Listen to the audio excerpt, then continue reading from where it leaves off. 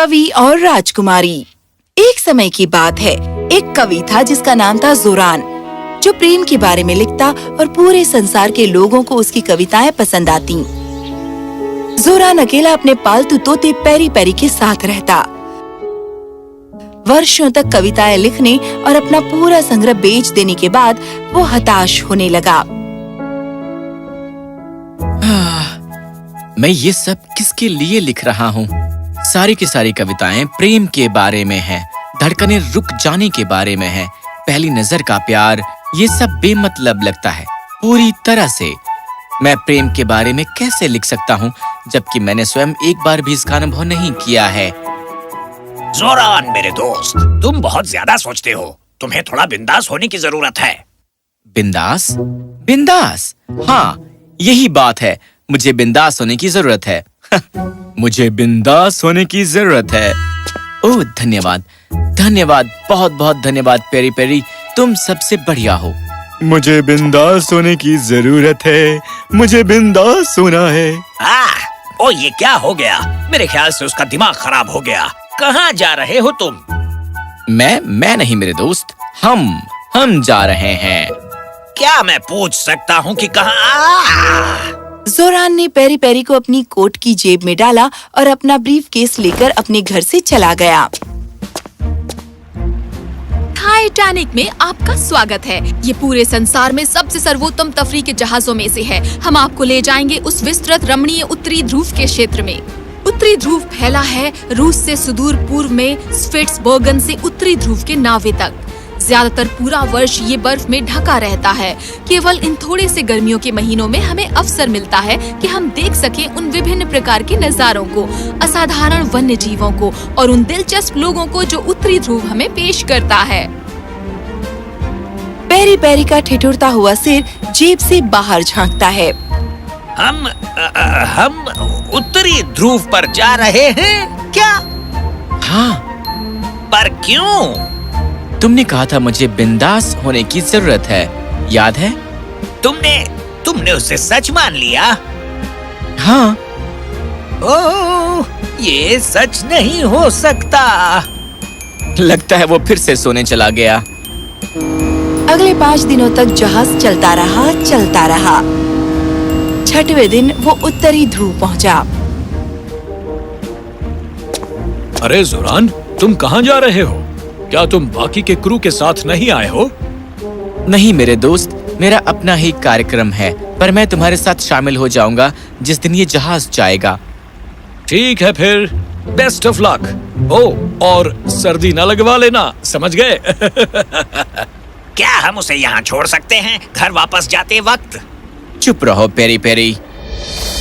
जोरान चला उत्तरी ध्रुव पर चलते हुए अपने हाथ में एक नक्शा लिए।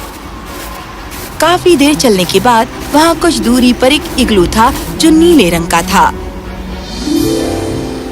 जोरान ने अपने नक्शे की तरफ देखा और मुस्कुराया।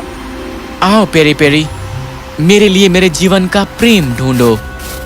जोरान इग्लू में दाखिल हुआ और उसने वहाँ पाया कि एक बूढ़ी औरत आग के पास बैठी है, बिल्कुल बीचों बीच। वो एक चुड़ैल थी जिसका नाम था लेडी लागा।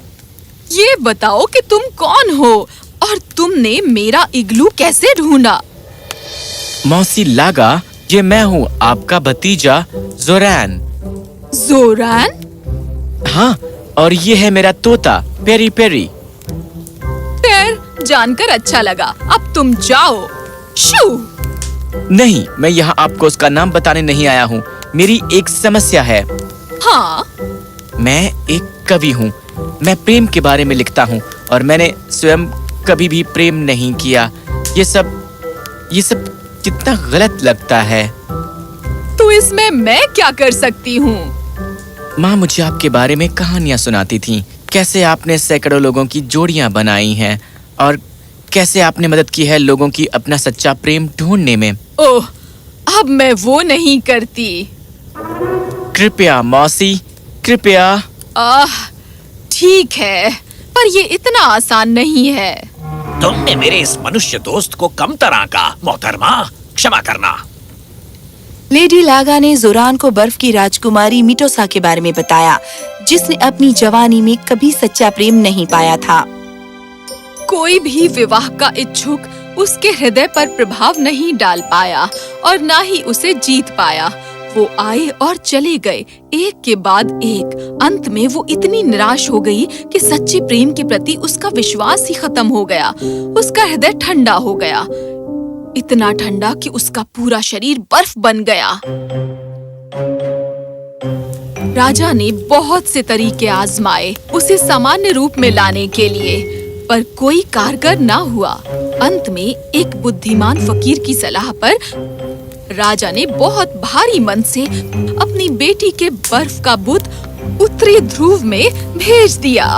ठीक है, मुझे ये बहुत पसंद आई बर्फानी युग के इस राजकुमारी की कहानी, जिसे तुमने अभी अभी बहुत गंभीरता से सुनाया। क्या तुम मेरा मजाक उड़ा रहे हो?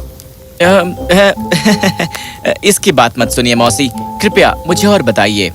यहाँ से कुछ दूर पेंगुइन की एक बस्ती रहती है जिन्हें कहते हैं चेरेंस। वो हमेशा खुश रहते हैं। उन्होंने कभी ये नहीं जाना कि आंसू क्या होते हैं। यदि तुम उनमें से किसी को भी खुशी का आंसू बहाने पर बाध्य करोगे और उसे एक छोटे पत्थर पर गिराओगे, तो तुमने आधा काम पूरा कर लिया। और बाकी के आधे का क्या? तो अपने हाथ में वो पत्थर लेकर तुम्हें बर्फ की मूर्ति के सामने इजहार करना होगा, पर तुम्हारा इजहार इतना शक्तिशाली होना चाहिए कि वो राजकुमारी के दिल तक पहुंच जाए, बर्फ की परतों को चीरते हुए। फिर तुम्हें तुम्हारा सच्चा प्रेम मिल जाएगा। अरे सुनो सुनो, क्या बात है? मेरे ख्याल से हमारी पड़ोसन लाना बेहतर चुनाव होगी। वो तुम्हें बहुत पसंद करती है और तुम्हें इन सब पत्थरों और बर्फ के बुतों से नहीं गुजरना पड़ेगा उसका दिल जीतने के लिए। पेरी पेरी, क्या? चुप रहो। मौसी लागा, इससे पहले कि मैं यहाँ से जाऊँ, मुझे आपसे एक और एहसान चाहिए। जोरान और पेरी पेरी तैयार हो गए चेरिंग्स के स्थान पर जाने के लिए। जब वे वहाँ पहुँची, उन्होंने जाना कि वे उन सब से घिर गए हैं। तुम्हें यहाँ क्या चाहिए? खैर, मैं आपके पास एक उपहार लेकर आया हूँ। एक उपहार? हाँ, ये रहा वो, इसे स्वयं देख लीजिए। पेंगुइन के प्रमुख ने उपहार ले लिया और जब उसने ये खोला, उससे निकला। हाँ, बोलो बोलो, मैं सुन रहा हूँ। उसमें से निकला एक हैंग ग्लाइडर। वाओ, एक हैंग ग्लाइडर? हाँ, पर ये करता क्या है? आप इसे क्यों नहीं पहन लेते और स्वयं आजमाते? पेंगुइन प्रमुख ने उसे पहन लिया। अब भागो और उड़ो। और यही उसने किया और अगले कुछ ही पलों में वो हवा में होता एक पक्षी की तरह उड़ते हुए खुशी से भरकर उसकी आंखों से आंसू बह निकले। पेरी पेरी ने तुरंत एक बर्फ का पत्थर उठाया और उन आंसुओं की बूंदों का पीछा किया। ओ, ओ, हाँ हाँ हाँ हाँ, हाँ, पकड़ लिया। आंसू की बूंद बर्फ के पत्थर पर गिरी और उजली चमकने लगी। पेंगुइन्स अपने प्रमुख की ओर दौड़ी गईं, जो खुशी खुशी से उड़ रहा था। इस बीच पेरी और जोरान उस बर्फानी बुत की तरफ निकल पड़े। जब वो स्थान पर पहुंच गए जहां वो बुत खड़ा था, वो सम्मोहित हो गए। ओ, ये क्या हो रहा है? ये बहुत आलीशान लगता है। जोरान मुस्कुराया और वो एक घुटने पर बैठ गया। उसने अपनी आंखें बंद की और एक गहरी सांस ली।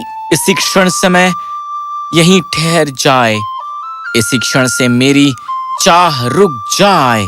सिर्फ उसे पूरा करो जो हमेशा तुमने चाहा है। सब कुछ पीछे छोड़कर आगे बढ़ जाओ, तुम्हारे हृदय, तुम्हारे मन और तुम्हारे प्राण की ओर।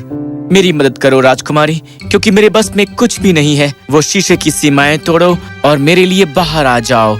मैं यहाँ हूँ तुम्हारे लिए और हमेशा रहूंगा। बाहर आ जाओ हे राजकुमारी, बाहर आ जाओ कृपया, क्योंकि इसी क्षण उम्मीद है समय ठहर जाएगा। इसी क्षण उम्मीद है रुक गई होगी मेरे जीने की चाह राजकुमारी।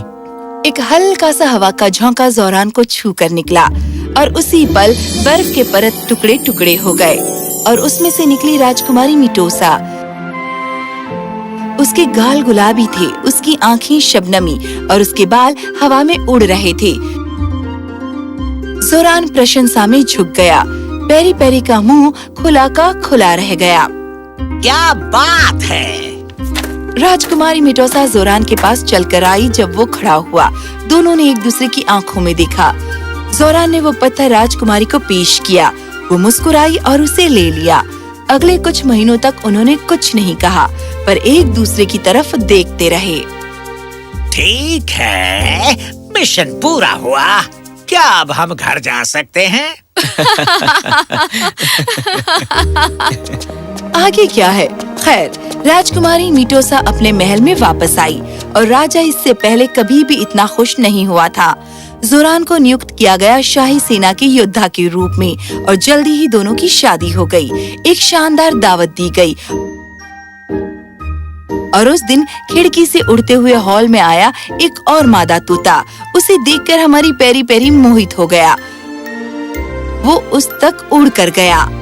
हेलो, कैसी हो? तुम्हारा नाम क्या है? मेरा नाम है फ्राइज, पोटैटो फ्राइज।